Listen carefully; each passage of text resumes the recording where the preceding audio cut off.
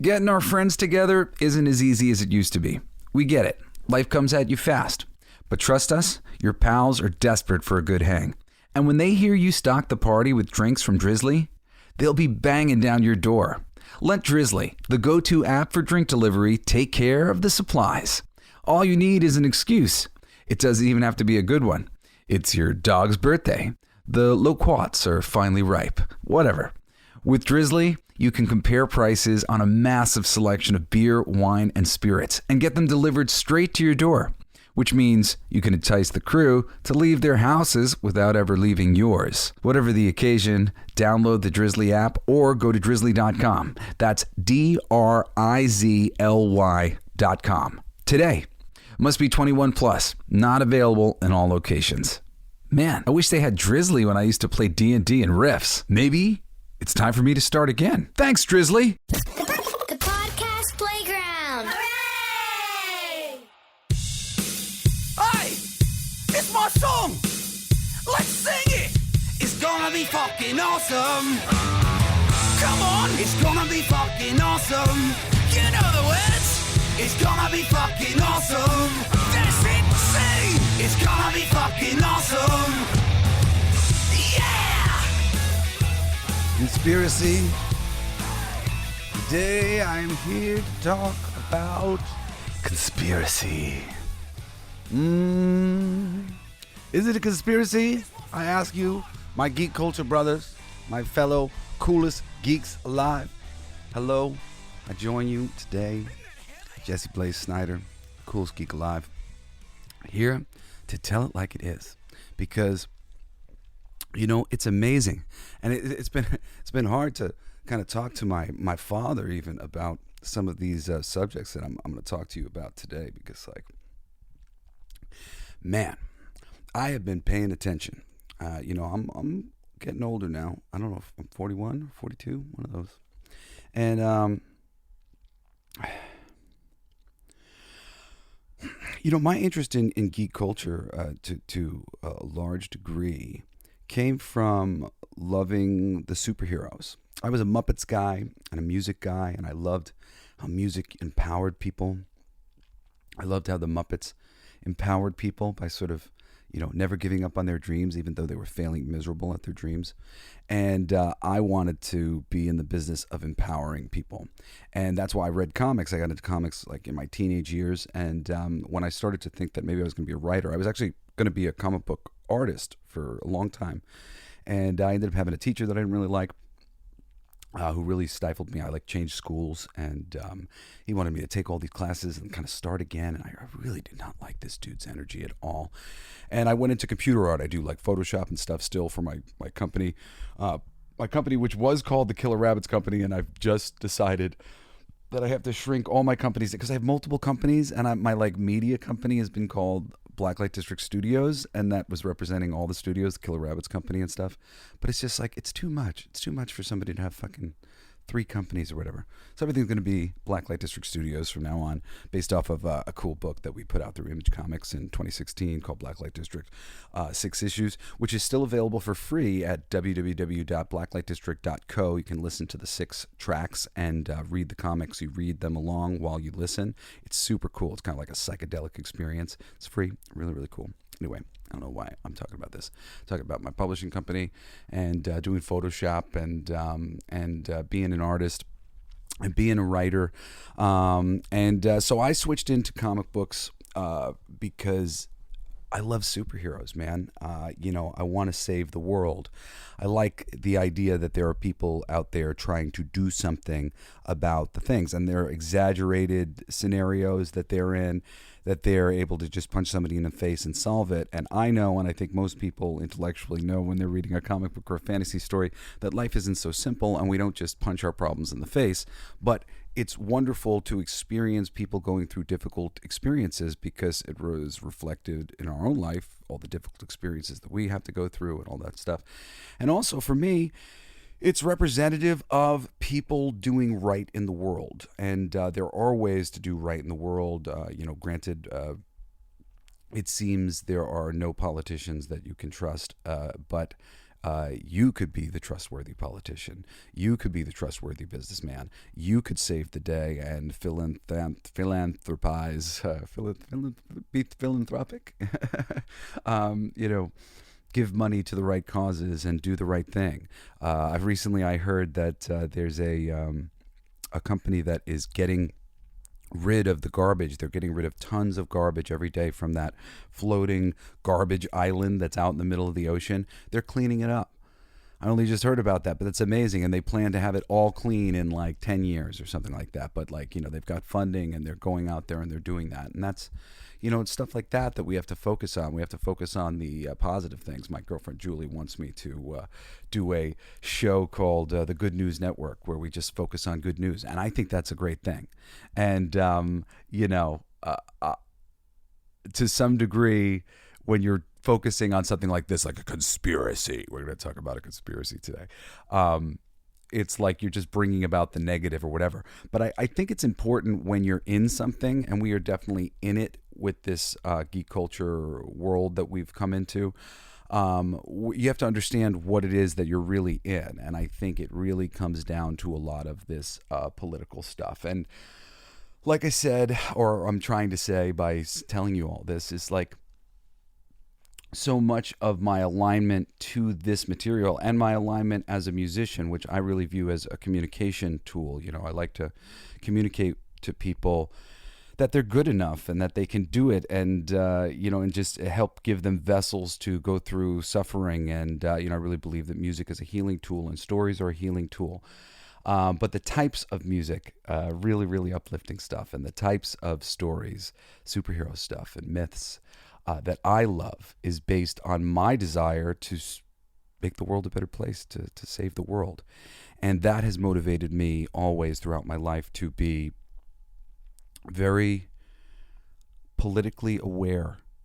And as I've gotten older, I dug into conspiracies like when I was in my 20s, and I was very sort of closed-minded about a lot of things. And there was a lot of big issues. There's, so much corruption and so much stuff. Then I really opened up, in a way that I would maybe call spiritually, but I think that really is very misleading because, all of you atheists out there, there are things that if you gave me like a half an hour to sit and like explain to you the weirdo matrix, like computer mind that we're living in, that is so like misnomed by things like God and all this stuff, you would understand, and you would see it's science. There is more. There's this whatever things that are being talked about in the Bible. They're trying to describe something that is describable nowadays in a lot of science fiction type ways. The Matrix, as perfect, simple examples to kind of, discuss, consciousness going into bodies and things like that. And it's complex, but it's out there for us to learn. And it is very much like that, which really, really opened my mind in a lot of ways and changed how I was thinking and allowed me to open myself up and go back and look at all these conspiracies again and look at ones that kind of frightened me or I kind of thought were stupid or whatever it was, but just to really look at things. And, I'm somebody who does not necessarily believe in anything, like in any conspiracy in particular or anything. I have my suspicions. Generally speaking, the conspiracy theory is the conclusion that has been come to. And I don't subscribe to any of the conclusions that have been come to necessarily. But I can tell you that in just about every single conspiracy you can name, there is information that is just very strange that the people are hung up upon. There's information when you get into flat earth or something like that where you go, well, that's weird. And that's weird doesn't mean the earth is flat, but that's weird. And if we just stopped there and went, I demand an answer for this, and I demand an answer for this, onto other, onto whatever it might be. There's pieces of information that are inconvenient, and they're being skipped over because they raise a lot of questions. And when people are independently studying these things, people then go, why would somebody do that? And then somebody goes, I don't know, I guess because of this, At the same time, the rich and powerful, they don't give a shit. Like, they are doing what they are doing. And like, we're going to talk about this. We're going to break this down in a couple different things, because I wrote a shitload of notes for this episode. They are operating on such a different level that we cannot imagine, that there is plenty of evidence of really what they're doing. And you can put it all to greed. You can put it all to greed. That's it. That simple explanation alone can explain every single conspiracy and thing going on planet Earth in one way or another. I think there's plenty of evidence that there's a lot more to it than just that. And ancient sorts of things on planet Earth that we're not privy to. Books locked up in libraries in Rome and all sorts of stuff like that. I mean, that's really the case. We're just little itty bitties in the thing. We're not privy to information. We don't know all the things. There are secret societies on planet Earth. There are many, many, many. And they don't know what they do. How does a secret society fully know what it does? The people below of the secret society, they don't know what the people at the tippy top of the secret society are doing. This thing does this thing and that thing does that thing, and nobody knows the thing. There was an amazing, you can find some really, really cool, if you ever want to get into like cryptozoology and things like that. And because I'm into that kind of stuff, I found my way to this great military channel, and I forget what it's called because I was watching it a long time ago, and not it, but it had some amazing, like, different, like, ghost stories or whatever else. And one of these stories was about them, should I just tell you the whole thing? Well, yeah, okay. It was about this giant man that they found in a cave in somewhere in the Middle East, and basically, like, a platoon had been sent there, and he got, like, messed up. Not the platoon got messed up. They didn't hear from them, and they sent in a platoon to get them. And you get the story through 3 different people, through the people who were on the mission, and then they handed it off to the people who were the transport, and then there was a story from the guy who looked at the body or whatever it was. And that's like the kind of thing that happens in this whole world. It's like everything's compartmentalized. It's just a story from this person, a story from this person, or a story from this person. And, hey, I'm taking it at face value that this is a story. And it does so happen that this 3 sort of pronged thing of, like, it being passed around does fit with everything else. I have to take it with a grain of salt. I don't know, this is a story. But I hear many stories. And I look into many of these military accounts and many of these other accounts and many of these other things. And I have seen and heard personally from friends who have seen giants. And this is a crazy thing to say on a radio. And this is a friend who told me, because one of the things that I love to ask people now, because I know the world is a way more interesting place than I've been told, is what's the craziest thing that's ever happened to you that you generally don't tell people because you don't think they'd ever believe you? And I've gotten some incredible answers, like my friend who saw the giant, which if you ever see him at a convention, you can tell me. I'll tell you the story. But I know that anything is possible in this matrix of things, and so much of our mind and what we think is possible limits us to the reality that we live. And and that's just like a lot of these principles that you can find from freaking ancient texts over and over and over again in lots of different things. If you're interested in any of these concepts, I'm eventually probably going to do a show. But you can look into the Hermetic principles, and Kabbalah's universal laws is like approximate to a lot of the universal laws. Those 2 things together, if you look at them together, they're basically very similar things being said in 2 different ways. And it's all just about how a mind has created a reality and how we're all living in it. And it's a neat way to think about things, but it allows you to see how things can sort of be compartmentalized. And if you're not willing to open yourself up to things that are going on in the world, you won't see it. You won't have to see it. There's no reason for you to see it. So there it is, right? So politics. Politics are really interesting because we've got a world where it's hard to get a handle on things. You kind of have to get a handle on things through powerful voting blocks and interests, right? And instead of the majority, you end up focusing on people who have a problem and have put together a committee, or who have a interest like Jesus or whatever it might be, because those powerful groups can affect who people are voting for politically.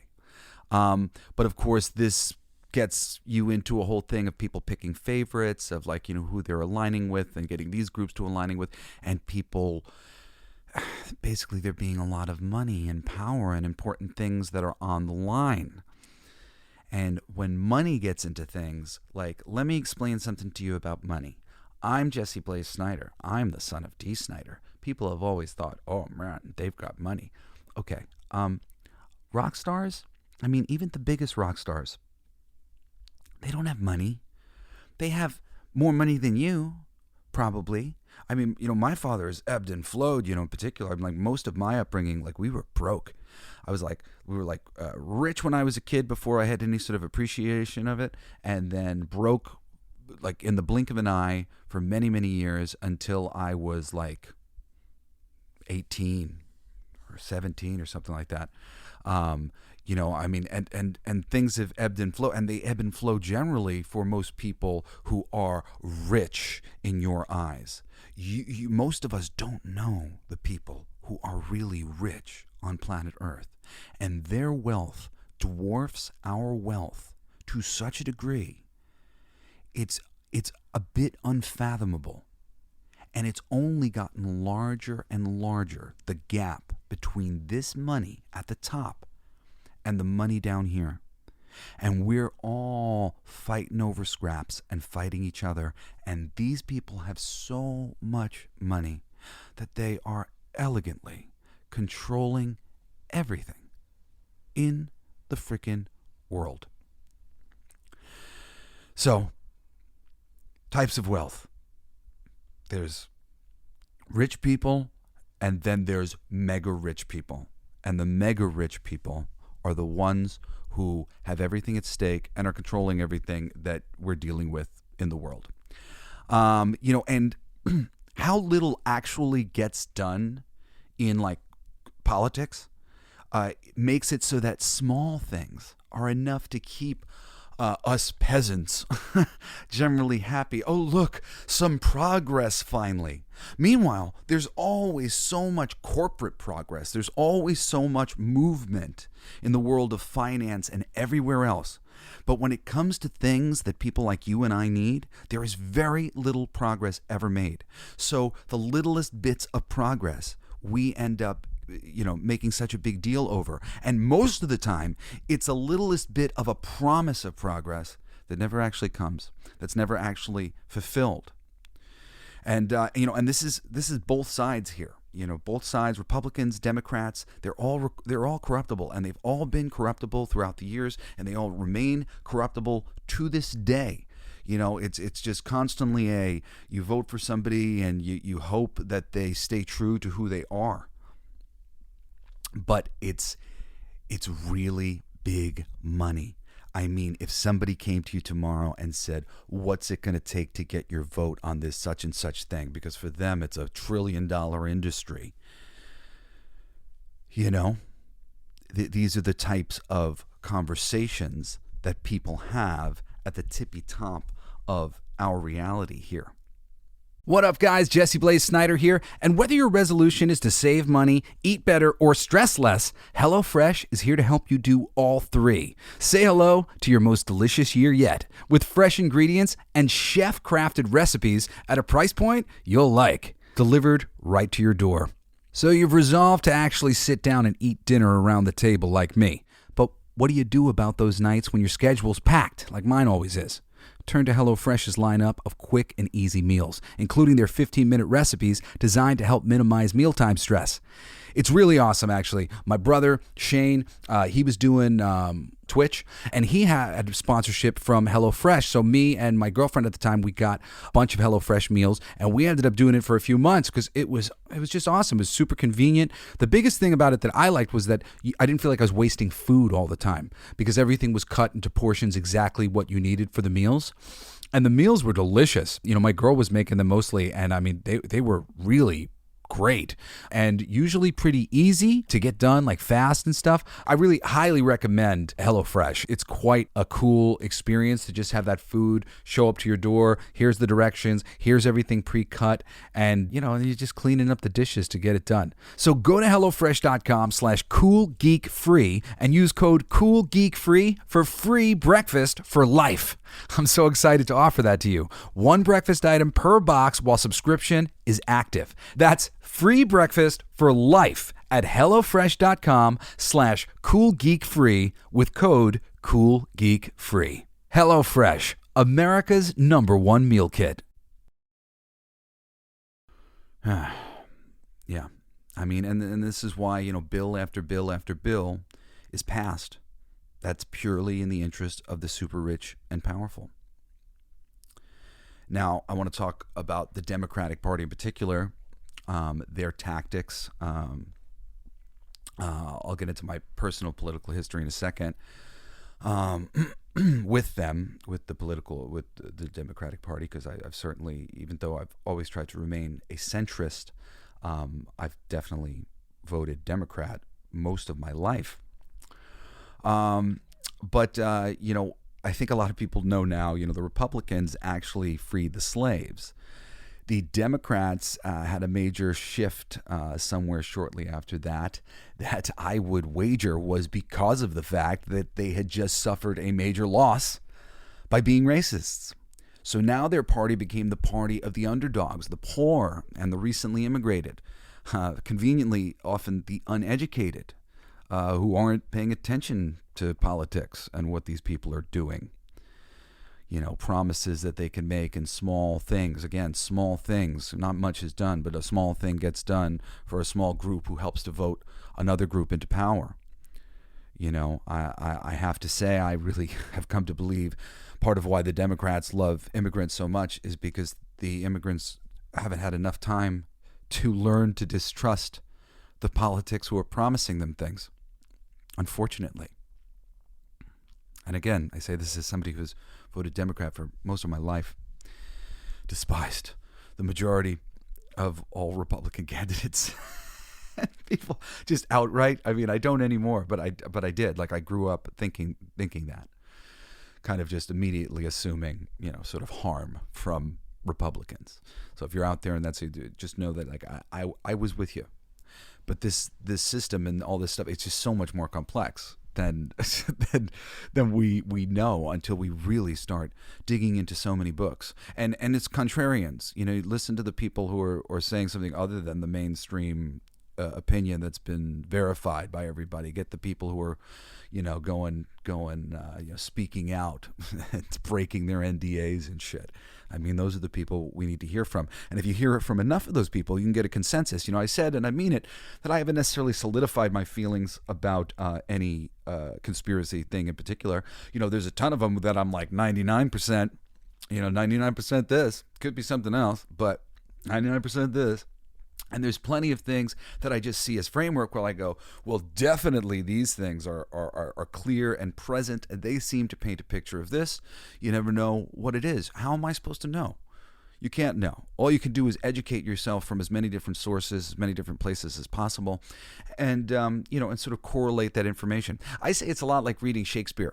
When you read Shakespeare, I say you don't sit there and worry about every little piece of information that you don't exactly understand, and you try to get the gist of everything, and then you get the gist of more things, and the gist of more things, and the more things, and the more things, and over time everything coalesces, and you go where your passions bring you. If there's something that's said and you don't understand it, and you're like, oh, I really want to know that. Well, fuck yeah, go and research that, get into it. But you don't have to make it this stop and go thing. You just kind of get through it and get the gist, and and go over it again if you have to, or go over it again from another source, which is like what I like to do. I'm like, all right, cool. I went through that one. I'm going to go through that next one, and it's really allowed me to amass a massive amount of information. If you're somebody like me and you have ADHD, it could be really boring to sit through so many books. I mean, I don't read entire books a lot of times. I read the parts of it that I want to understand. I don't need the introduction. I like if it's been recommended to me a couple different ways from a couple sources that I trust. I don't need to know his whole story. I just need to know, what is he talking about. I'll go straight to all the chapters of all the things that I want. And if I'm loving the dude's thing or whatever, maybe I'll go back. I'll read the whole book. But get the information and keep collecting information, because it's really the averages, of all that information together that start to paint a picture and start to really teach you something from all the stuff. One person's life experience won't teach you everything. It'll kind of just lock you into doing things like they did. But if you get a number of people's information, you can kind of see where the holes are and what the structure of the universe is. And I mean, that's what I would recommend to all of you out there. So let's see, what else do I have written here? Now their party becomes the party of the underdogs. Yeah, so the Democratic Party did, a switch, and like I said, I think they've been really kind of using immigrants to a degree. I said, what does a recently emancipated Spanish-speaking poor immigrant know about Hillary Clinton's very long history of questionable and untrustworthy type behavior? Nothing. And I think the Democratic Party loves that. And again, I'm sorry, if you Hillary's your girl or something, but dude, she's done some really weird things, man. Really weird things. Destroyed her phone with a hammer. Whoa. That's like the stuff that criminals do when they're coming in, they're gonna get the drugs. That's when you do that.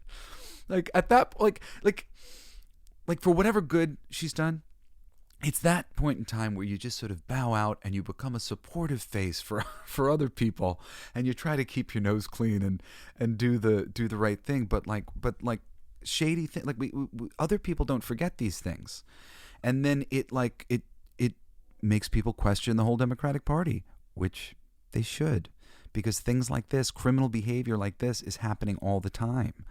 Nancy Pelosi's criminal behavior has recently come to light, insider trading, and they're all up to things like this, and it's been very obvious for a long time, but they have not been held accountable. These people are not held accountable. There are just so many loopholes, and even when they're held accountable, they're not sentenced to they're house arrested and asked to pay fines that they can easily pay because of the mega sums of money that they have, and they don't answer to authority the way we answer to authority. It's just a whole different world that they're living in. Now, personally, I've talked about my personal history before. I was a social justice warrior in high school, and I guess probably middle school too. I mean, just as soon as I started hearing what we were doing around the world, so many different things, I was just appalled. I was appalled by America, appalled by what we had done, and I love America. Don't get me wrong, but I was appalled by what we were doing in the name of all the things that I believed in about America, which I thought we were the good guys. I'm a Captain America guy, I'm there's the right thing. But I was nomad during that time. I was man, Captain America would not approve. Captain America would not approve this, not approve this, not approve this. As I started to get older, in my mid-20s, into my early 30s, I guess, there really started to become sort of a hopeful thing where it seemed like people like me were kind of getting the reins of things, and we were interested in making the world a better place. And these people that led the wave were quickly sort of usurped by those playing sort of a safer game of waiting until the water was right. And they went, oh, so all I have to do for you to know that I'm a great person is to expound these sorts of political beliefs or these sorts of virtues. And they started pushing for all the things that I'd been pushing for my whole life. Just like automatically, it became very popular to do it. It was like Starbucks. Everybody wanted to be a social justice warrior and go out there and like change the world. And I was like, oh, this is awesome. But then very quickly I realized that it was like a lot of it was for show. And that people were like, it was like a brownie points kind of thing. And people were like, it was like everybody was like posturing to like prove their virtue. And as soon as that happened, I went, all right, I'm not doing this. I'm not playing this game. And I bowed out of the reindeer games.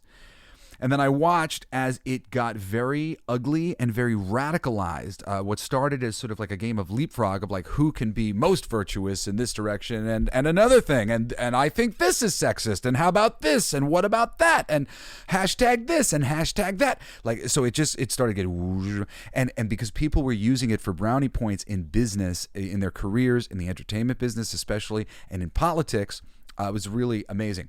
Because I'm in comics and geek culture, we got sucked into this thing. Or was it a calculated decision? I think it was a calculated decision ultimately. And I mean, we're going to get into that more. That's why I have it as this conspiracy thing. But, it's been a game of it's become a part of the politicking. And I didn't realize that I was being manipulated by the Democratic Party at the time when I was young, and that I was playing exactly sort of into their game of sort of taking control of things by virtue of all the little guys. All of the minorities in one way or another, the handicapped and the women, like every little box that we could put everybody in to make it a minority group that we can look after their interest in some way and accuse the majority essentially as being represented by this like free capitalist Republicans or whatever of being the bad guy who's responsible for all of the things that are happening at the fringe. And meanwhile, ultimately doing very little to help them. And now I was raised sort of centrist. My father is generally kind of centrist, though I think he's been more, much more left leaning, I guess, in modern day. But he's still to this day, if he feels strongly in the middle or on the other side, he will stand up. And I was always taught that, to kind of be free of ideological politics. And I leaned, I was a hopeful sort of Democrat a little bit. They seemed like the best option for so long. I could tell you that Bill Clinton did not do anything good for us. And, and I remember my father breaking down so many different things that he did that were responsible for lots of big problems that we had, corporate things that he did, like gifts to corporations kind of things that he signed, like, these corporate Democrat thing, working for the money while pretending to be there for the little guy. And that's what the Democratic Party is. They're working for the money while pretending to be there for the little guy. The Republicans, they tend to be a little bit more independent and individual. There's lots of libertarians, and now there's lots of, Trump Republicans, who are relatively maverick, and hopefully altruistic. If you can't be bought, I'm glad, if you can't be bought and maybe you can be reasoned with, that's cool. I just don't want corrupt politicians. But over there too, there's plenty. There's more than enough people in the Republican Party or Democratic Party at any given time to corrupt any given vote and get the money what it wants. And there's always enough money to turn the tide. And I mean, we literally just print more money. So it's just like they could just print more money. It's so silly. There's so much to know and learn about the political world that we live in. It's just insane. But you really have to understand some of these things to understand this whole conspiracy thing here, right? My personal political history. Yeah, so I gave you that basic thing. So, nowadays, I think the Democratic Party really bamboozled me, and I think it's as corrupt and as the head of the snake as ever, because it's come into a place of prominence and power, or it feels like it has. And I think there's a really big pushback from the center and from the other side now, because they're really like, there's not as much support for the ideas that they're expounding as they think, because so many people are just falling in line and not necessarily ideologically as crazed about all of this different, personal ideology, politics, and whatnot. And of course, I was one of them. All of these diversity and understanding and all these things are very wonderful and important. And and a correction in that direction was necessary. I had somebody who was on the right side of things sort of trying to fight with me the other day, saying that there was no problem in the arts beforehand. And there was absolutely a hard hand of the right that was saying the women can't be leads, blacks can't be leads, all these things, they don't sell. And there was evidence to suggest that was true on some levels. But people like me knew that wasn't really true, and that Black Panther would be hugely successful, because Black Panther was just a great fucking character. It didn't matter that he was black, and or that that they could have done a Black Widow movie and it would have been very successful if they had gone on with that, and that making some of those toys was okay. That some of those toys would sell. But also, I've seen many female toys sit on the shelf. I have. You do see some of these things. So there's truth on the right and truth on the left, and we need something that's in the middle that is open to everybody and open to everybody's ideas. And I think the left has gone so far as to try to really be like verbally persecuting the right.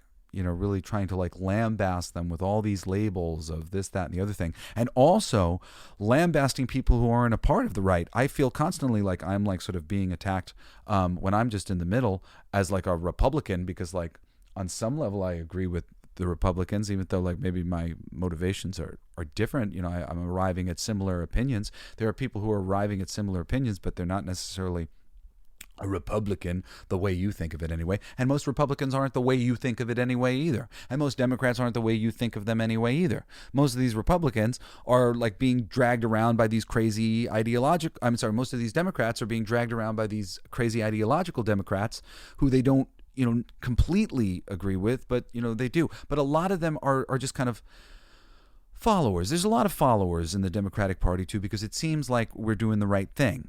Like once it really came to like, look, yeah, we're going to do the right thing. A lot of people who are open heart and empathetic were just like, yeah, let's do the right thing. You're sad about that? I'll hold your hair while you throw up in the toilet. Yeah, okay. Like, and that's cool, because we need those people in this world doing that. But those people in this world aren't always the most discerning with their politics and some of the things going on. They're leading with their hearts and they're giving their sympathy, and that's great. But we have to look at all of this stuff that happens with nuance. Okay. All right.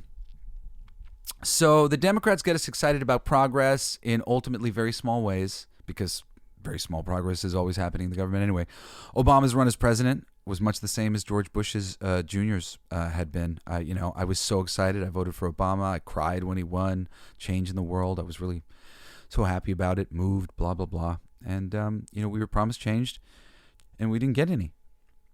I'm ashamed to say that the most actual long-term positive change I've witnessed were two things I was so happy about during Mr. seemingly dunderheaded Trump's presidency of all presidencies, where he lowered the price of insulin and a few other important life-saving drugs, and we weren't at war for the first time I could remember. I thought Obama might do those things, and he never did. And Biden, we're back at war, and he immediately raised the prices of all those drugs. And I don't blame Biden. I blame the Democratic Party, which I believe is ultimately just one thing with lots of figureheads. And so is the Republican Party ultimately too. And this is the thing too, because like the moment the moment the money wanted to control the Republican Party, it would have as many people in the Republican Party as it could right now at this point. It would put lots of money behind it and whatever else. I think just lots of the money has been put behind the Democratic Party. And they've really put their egg into that basket to try to like terraform the world into this new image. And we're going to get into that new image in just a second. You know, and I mean, this is what I mean. These heroic politicians are just the face for powerful interests, you know, who want things to change as little as possible for us, you know, or to make those changes somehow ultimately benefit them more. Government contracts are big business, huge money. And when you're dealing with that much money, everyone in Hollywood can tell you, money just disappears. Okay? Remember, this is the next level money. People living and thinking so differently from you and I because money is just thousandfold, millionfold. This money ultimately controls everything.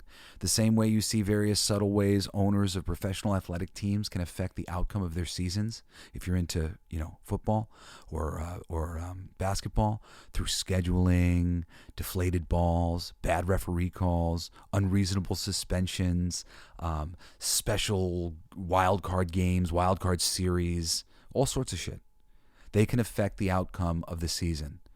They can make it so not the best team wins, so that a different team wins, so that there's more of a rotation, because when there's more of a rotation, each team gets to shine in the light and gets to, you know, have the financial success of a big championship and whatnot. So there's deals that get made behind closed doors, and we don't know anything about them. Of course they get made.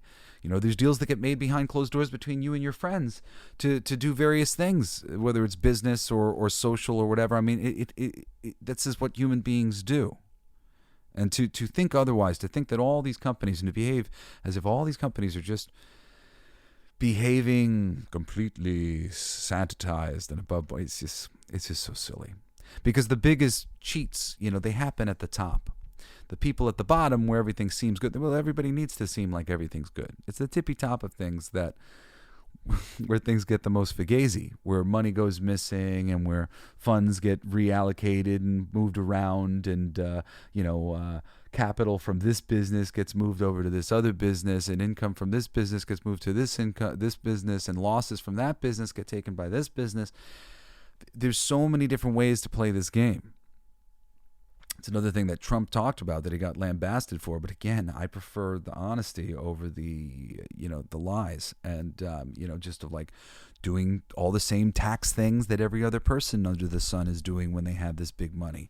It's crazy. And who ends up ultimately paying, the cost of everything, the taxes? It's us. It's the little guy. I mean, at the same time, the richer people do end up paying some tax here, there, and plenty, because they have so much money. It ends up dwarfing a lot of the tax money that we can afford to pay because it's gotten so big. But it's still, this is a crazy atmosphere of money that you are living in this world. And please, like, I'm not trying to tell you something, hey man, like, this is, I'm around here. I've been around for years looking at information, and I care about our stuff. And if you care about geek culture, you kind of have to know a little bit of this to understand what is really happening here and happened here, because it's going to teach you a lot about just life in general, right? How we're being manipulated, right? Because this goes into all that stuff. So, what did I say? So I wrote, if you're a geek like me, you know deeply about a few things, right? If you're a geek like me, you know deeply about a few things, like, whether it's Dungeons and Dragons, you know everything about that, or you know everything about Marvel Comics, or everything about the Muppets, or everything about baseball, or whatever it is, like, something that you've obsessed over. And every last one of those things that you know deeply about, you probably know some information that's like upside down. Some corruption, some like little factoids from behind the scenes that you were like shocked to find out. Some reality of how the sausage made that like made you go, whoa, interesting. The system is so much different. You know, I mean, that's why the saying, hey, once you see how the sausage is made, it's a saying because it applies to everything. Look at the food system, the drug system. The whole world is corrupted by its interests, by various interests. You know, the lemon growers corrupt the lemon industry, and the potato growers corrupt the potato industry, and they'll tell you that they're corrupting it because the people who are buying it from them are corrupting it from them, and everybody's trying to sort of, you know, like disadvantage themselves. We're not exactly in cooperation, and most of that comes because the people at the tippy top of things who have the money, they are lording the money over us. The money is always, well, we provided the money, so you can get 5%. It's not 50-50. Hey, you provide the money and I'll do all the work 50-50. And granted, wonderful people. There are modern people who think cool and who are doing that nowadays. There are wonderful people doing that. My company, I try to do things like that. You know, I mean, granted, sometimes it ends up breaking down in other ways, but like, you know, me and Mark Polton, we were 50-50 on King of Kings. And then we brought in writers and I'm not writers, artists and letterers and all these things. And we gave everybody little pieces of the pie, and we had to give like a little piece of percentage. So it ends up not being exactly 50-50, even though it's like as 50-50 as you can make it. Hey, trying to incentivize you to the job that you're doing. You know, this is fair. This is fair. Me and you will split this like this. I paid for this, so we'll pay me back first. XYZ. Doing stuff in just a way that makes sense. This, so this, so this, so this. You know, and when it comes to money, it has just always had a much heavier hand in everything. Everything. So now, geek culture was slow to prove itself in the mainstream, but films like X-Men, Blade, and eventually the Lord of the Rings trilogy paved the way for an explosion. Hollywood had already accepted the power of a science fiction stuff, which was a product of pulp novels and comic books, but now they were accepting fantasy and superheroes and everything in between that was coming from that world. All these things, they work also on film and television. The Marvel Universe's success blasted so many other comic book properties into potential billion-dollar franchises. And overnight, the industry changed.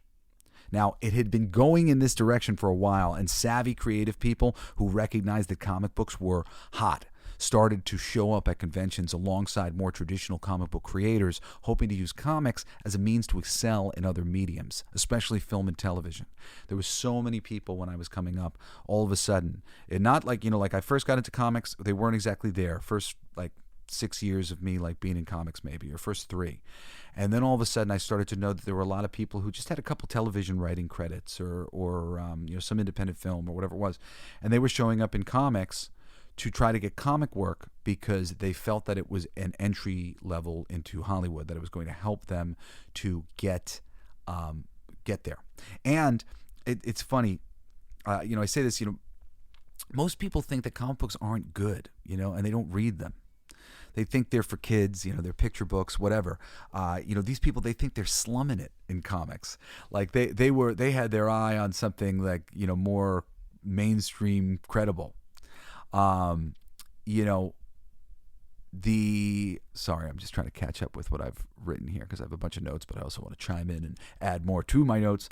You know, so most of these people figured it'd be easy and editors would be so impressed with their low totem pole Hollywood stature that they would get work. And guess what? It worked. It did. I often wondered if I got some of my work with the shitty shine of Hollywood people that, you know, with the shitty shine of Hollywood that people thought that I had on me from being related to a rock star. Of course, I'm from New York. I only moved to Hollywood in my late 20s. I thought at the time for necessity to feed my growing family. But I'm a New Yorker, very proud of being a New Yorker. And, but yeah, I thought too, every now and then, I mean, like the stupidness of the book that I wrote for Dead Romeo for DC Comics just totally seemed to be like Rockstar's son writes vampire romance for DC Comics. Like, I think they liked the freaking sound of that, which was just like such a showy thing. I hated actually getting the job, but I wanted the job. I wanted to work at DC Comics, so I did everything I could to try to make it something awesome. And I've talked about it at length in other episodes, but I just ended up having to pull it apart for them editorially. Like, they kept asking me to change it in all these different ways that really by the time it came out, I had lost all sight of really like what it was, like what I had and what I now had because of everything that was removed from it. And it's not one of my favorite works, but I really tried there to do something despite this like really superficial thing that they were trying to achieve there. And there was a lot of this hiring. Like, at a certain point, Nick Simmons, Gene Simmons' son, got hired to draw a comic for a company, and then he got accused of plagiarism, which was kind of hard to deny if you go and you look at the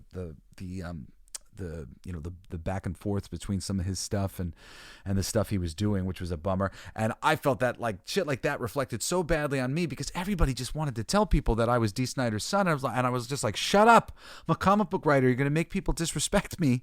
And they're going to think that I'm like some like stupid Hollywood guy who's not in this because I love comics. Like, I'm a comic book guy. Like, please stop. Stop. You shush. Comic book guy. Tell them that I worked at Planet Comics for many, many years.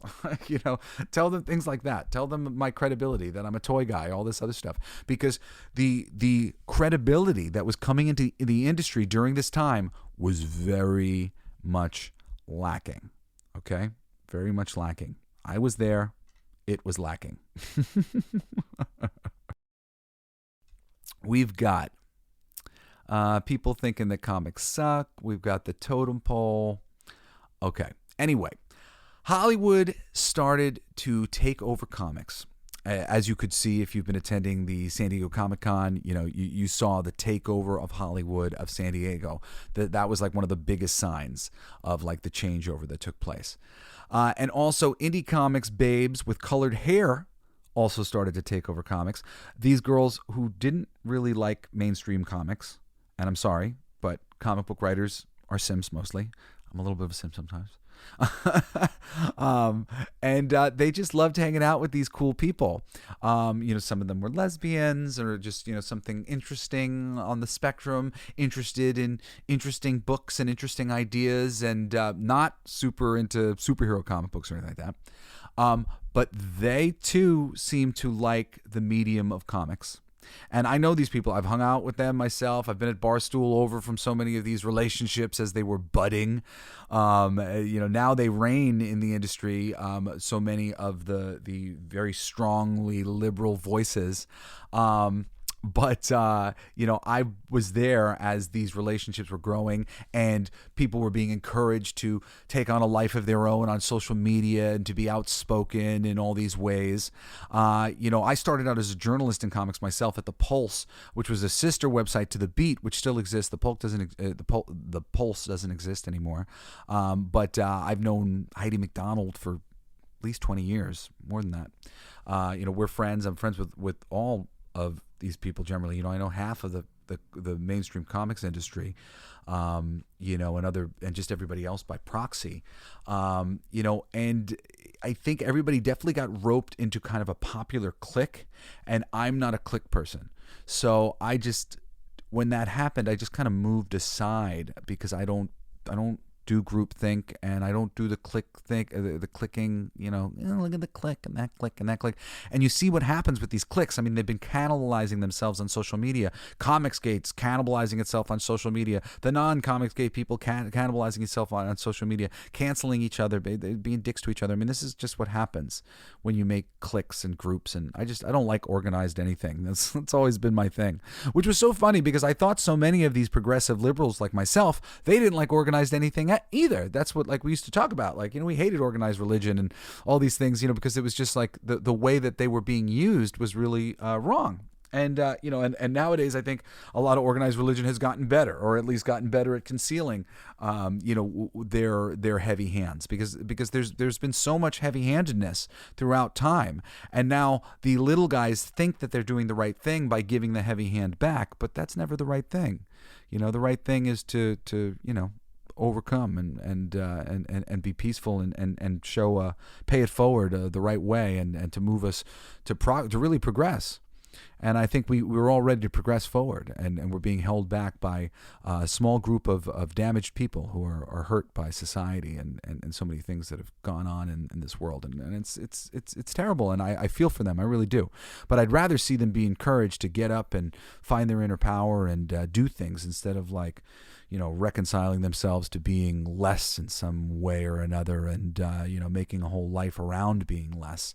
Because I don't believe anybody's less. I believe we all have something wonderful and special to offer. We just have to find what that is and turn to our love and turn away from our sorrows. And I try to always encourage that here. Care Bear stare out to all of you guys in the audience, especially if you're down. I've been up, I've been down. I've had a really rough bunch of years, actually. Plenty of times I've done this show where I've been really going through some stuff, really finally kind of coming out of it, and it feels wonderful. But it's difficult sometimes here on planet Earth, and I'm with you, and I love you, and thank you for listening to my show and hanging out with me. So let me go, because I gotta get. I have so much more here. I mean, maybe I have to turn this into like a 2-part episode, because I'm just this is just the tip of the iceberg here. Let's see. So, Anyway, Hollywood took over, boop, boop, boop, boop, boop. Now, all of this in mind, there's clearly a political desire to manipulate and separate us and keep us fighting with very intense cultural politics from both sides. Right? Can we agree? Right? I think we can agree on that. Was the fully realized popularization of geek culture properties used to fight this battle on the next level? Survey says, abso-fucking-lutely. And you know it, because nothing has been spared. America being completely torn apart in Superman, the American way. In Captain America, he's made an agent of Hydra. So many different things that they've done with Captain America lately that were fucking lame. Police and the army taken to task by the Punisher in sort of weird ways. And again, it's not like appropriately addressing real problems, in a delicate way, but like very ham-fistedly chastising, seemingly, the police force and the army in a lot of ways because of the open way and non-specifics in which they did all the different things that they did to the Punisher. It was very clear that they were trying to wag a finger. It's very clear that they were trying to wag a finger at America, the idea of American patriotism. The police not wanting us to support the people who are supposed to be watching out for us. Granted, I'm absolutely in support of police reform. All the that's always one. Prison reform, the reform, ways that we do things are not right, but we have to know that we can change them and that we shouldn't just destroy them. We have to know that there could be a better way. We have to think like Superman. This is why I hate seeing Superman darkened by DC, which I know I have written somewhere up ahead. We got race and sexual identity swaps for long-standing characters, pointed mantle swaps of characters' race or gender. James Bond, He-Man, killed and replaced by Tila. Identity politics in every area of Disney and the live-action remakes, animation, Pixar, Marvel's MCU, The Force is Female, Willow, Indiana Jones, Rings of Power at Amazon, Dungeons & Dragons removing offensive language from their books, left and right, offensive concepts and characters. At DC, you've got Robin, Tim Drake. He's bi now after many years of a popular hetero romance with popular Trek Dixon creation, The Spoiler, who I hated that character in the comics because she caused him nothing but trouble, dude. That was her character, just like getting super responsible Tim Drake into trouble all the time. And I kind of hated her for that because I loved Tim and wanted to see him get someone better Hopefully his new boyfriend doesn't complicate his life for no reason. Or how about original 1950s Green Lantern Alan Scott, who has 2 grown-up children and was married for a long time, who's come out as gay too. And not only that, J. Edgar Hoover maybe made him cheat on his wife back in the 1950s, peer pressuring him to form the JSA too. Yeah, let's make it more disgusting, like Watchmen. Check. Awesome.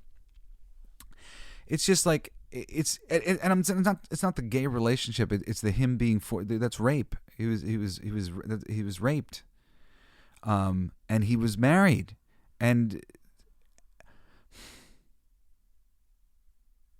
there's certain characters that were always representative of truth and justice and the American way kind of thing, and that sort of simple thing was like get married, start a family. And be true to your wife and all these things. Like, it's a tragedy for him to get married and have kids, but he was actually gay the whole time, and the audience didn't know it, and his wife didn't know it, and he was wrestling with it, and like that completely changes the whole nature of the character and makes him a different character who maybe you could write a book about. But that wasn't Alan Scott. And Alan Scott was a great figurehead on the JSA because of this purity that he was. And now he's like a secretive character who was holding all these secrets. And he was always like a bright, shining light of truth. You understand how like these things don't line up right? They fly in the face. Somebody like Iceman being made. I mean, just Iceman was so blatantly heterosexual in the comics. It was not funny. He was the horn dog character. And I know there's like some silly thing of like, like it's always like the guy who's like presenting most heterosexual that's actually secretly gay. But for the audience, comic books is just art, and this thing represents this thing, and you show me this thing, and here's him at the bar hitting on this girl and going out with this girl, and through the like a picture has been painted, and we trust your picture. So like you pull the carpet out from under us in these weird ways. And there's no need to do this because you can just introduce new characters who the foundations of them, their book, their bad guys, their powers, everything is based around the uniqueness of their character, where they come from, who they are, their gender, however they might identify, whatever it is. But all those things should be reflective. Shoehorning in a new attribute to an existing character who was built to be a certain thing or transformed over time to be the logical continuation of the thing that he came from, it just seems like a wart on the face. It's something that sticks out like a sore thumb. It's not organic. So I said, oh my God, or let's talk about the most recent episode of Doctor Who. Oh yeah. Most recent episode of Doctor Who. And I guess, you know what? This is going to be it. Like, I'm going to end on this, and then we will continue this next week because like, fuck, or maybe I'll continue this on Saturday, and this will be Saturday's episode because like, fuck, man, there's so much. Yeah. Okay. So Doctor Who. If you don't know the build-up, they replaced the Doctor with a woman in the last season that they made, Jodie Whittaker. And the audience really rejected it pretty hardcore. It wasn't really so much that they replaced her with a woman, even though that was like a little bit of like a point of contention because it just seemed like it was part of this agenda-driven thing, right? And then once you got into the material, it really got agenda-driven. They basically retconned the past, and they said that the very first Doctor was a woman, and that this Doctor is like the most important Doctor of all time because she's a woman. So fans were very much like, yo, dude, like, please, like, people who watch Doctor Who are good people. We love science fiction. We like to think about stuff, and this heavy-handed approach to this material is terrible. Of course, is that what they heard? No. They brought in the old producer, Russell T Davies, who people were very excited to see. They brought in one of the previous doctors, who's a fan favorite, some fan favorite characters for this new like short run of specials. I think it's going to be like 3 specials.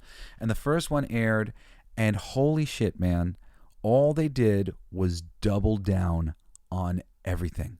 They just doubled down on everything they had been doing. They've got the doctor being lectured about basically being a man and not being able to understand because he's a man. They've got the doctor being lectured about pronouns. They've got the bad guy who, I forget what his name is, Derek or Sarek or something like that. He's usually depicted. I'm not a big doctor. I've always wanted to get into Doctor Who. I've never had a chance. I've never kind of known where to start. And then when I finally started to find out where to start, all this controversy happened with it. And I just like, it's left a bad taste in my mouth, so I just haven't wanted to go back and watch it because I'm like, well, this is where it ends. I don't want to watch the beginning.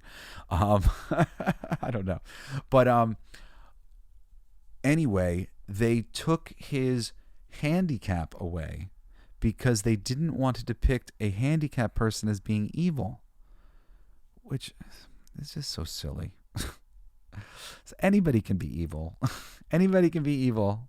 And it's like when those sort of changes are being made, and at the same time every bad guy is a white male, you do start to notice, and you do start to go, are they trying to tell us something here? And so now he's not the character that everybody's known and loved for ages and ages. He's this other thing because of modern day politics. And the whole point of the whole thing is basically Doctor Who's best friend or love interest, I forget what her name is, but she had like died, I think, in the original series, and she died with this massive power that she couldn't control. Well, they retconned, they gave her the power back. Turns out she could control it. She's not dead. Now she's more powerful, like the most powerful doctor ever with this like power she's wielding. And then that power either gets passed on or whatever else to the new doctor, who's a trans doctor, because she is capable of having both of the energies of the male and female as a trans person, for whatever. Okay. Anyway, this is pretty funny. It's just really funny on a lot of levels. Just because this is true, but it's also misrepresenting the truth. So much of the stuff that we talked about at the beginning of the show about my spiritual journey that I would call more of a scientific journey, it's a journey in recognition of that our goal, I guess, here on planet Earth, to some degree, is to balance the energies within us. And there are only 2 energies on planet Earth, masculine and feminine. And everybody has access to both. Men, women, trans people, everybody. That's the point that everybody's missing, and it's something that you can read about in the principles of gender in Hermeticism or law of gender in universal laws. There's 2 energies, and everybody has them in different measures. Some people are very masculine. I tend to like really kind of masculine women, really tough women. That doesn't mean they have no femininity. I like them to have some femininity. But I like my balance of strength to be really strong because I tend to feel that I'm very feminine. I have a lot of feminine energy, and I have strength and masculine energy as well, but I tend to be a little bit heavy in the feminine side. So I like to get women who are a little extra masculine. Now, as I finally I told you I've been breaking through a little bit of some of the tougher spiritual experiences I guess I've been going through. I've been getting to a point of a more balanced masculine and feminine, very much what's being represented here on Doctor Who as like the ideal thing is this trans person. Yes, the ideal thing is a balanced masculine and feminine, but it does not have to come in the form of a trans person. And not that there's anything wrong with being a trans person, but it's not just this one thing. Anyway, there's just a lot of weird ideology and heavy-handedness going on here, and the fans are freaking out. I mean, just all across YouTube, every channel. I mean, that's where I do a lot of my entertainment listening and whatnot, and just everybody's just talking about the same thing. It's just a spit in the face of the fandom. The fandom told them that they didn't really like what they were doing previously, and they came back with some of their biggest creators and their biggest people and just doubled down on everything that was already being done. So people are just upset. And I mean, why would you do that unless this is a conspiracy? I'm joking, but I'm not joking. It's like, it's just, all I know is I watch plenty of shows and films, and this ideology does not seem to be bizarrely forced into everything else as it is across all of geek culture. They were going to replace Blade with his daughter. The next Tomb Raider right now, currently, is going to be Phoebe Waller-Bridge from Indy 5. If there was any logic at all here, after Indy 5 bombed, they'd have gone with someone else, not announced the role that Angelina Jolie made famous is now going to be played by Phoebe Waller-Bridge. I mean, clearly, something happened, and it happened all at once. Bob Iger has a part to play, but clearly WB with the Darkening of Superman and the world of the DCU, that stupid Velma show, and plenty of other examples of a tone-deaf adherence to an ideological viewpoint at the expense of the majority of your audience. I think that all of this proves that it is indeed a conspiracy that I think is falling apart right now as we speak.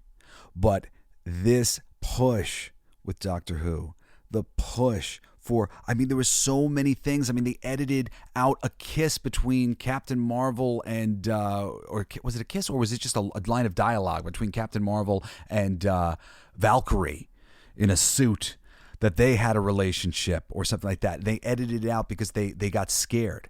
So clearly this thing's falling apart, but still things are being pushed, and they're pushing these buttons when things are clearly not working, but they won't give it up. Why? Because there is a concerted push from the top for this thing. And for me, at the end of the day, that's a conspiracy. Honestly, I have a whole bunch more things that I want to talk to you about this, but it's already an hour and 8 minutes into the show, and I've been going over a little bit here or there, but I try not to go too much more than an hour. So I'm going to save this for this weekend, and I might title it a little something different, or do the continuation or whatever. But yeah, man, it's a fucking conspiracy. It's official. I've known this was basically the case. I've been seeing it, but it's just impossible to freaking deny. What is it that they exactly want? Why are they doing it? I don't know. But look at the evidence. Look at this. It's just such a fucking concerted effort to move us in a specific direction. And I believe that they saw all of this geek culture fandom as something that they could use as a weapon to change the culture of America. And I'm so fucking glad it's blown up in their faces. And I'm so sad that they destroyed all the things that I love trying to do it.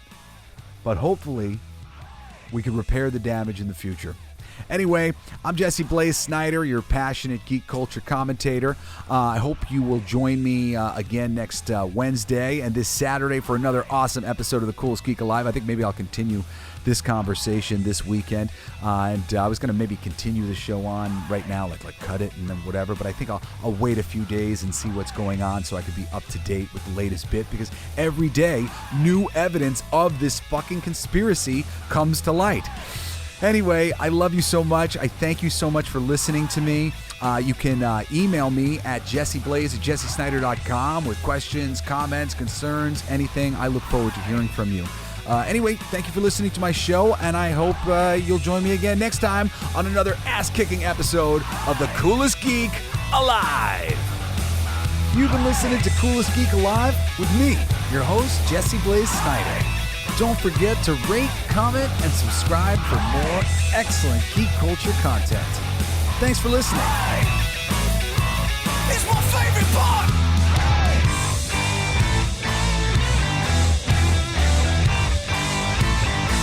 Isn't that heavy?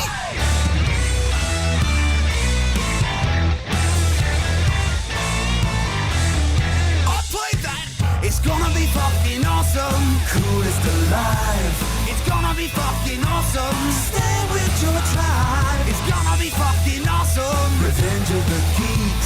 It's gonna be fucking awesome. Week after weeks. It's gonna be fucking awesome. Laughing with you. It's gonna be fucking awesome. And crying sometimes too. It's gonna be fucking awesome. Spelling it out. It's gonna be fucking awesome. Making you shout.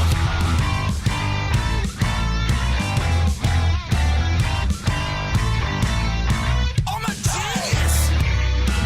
I got lyrics coming out my bum for days.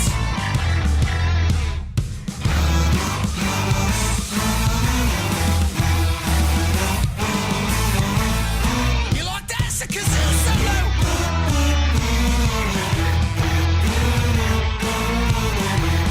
I played that too. It's gonna be fucking awesome. Talking some shit.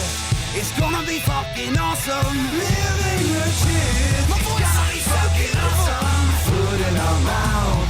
It's gonna be fucking awesome. Get in the mouth. It's gonna be fucking awesome. Tell all your friends.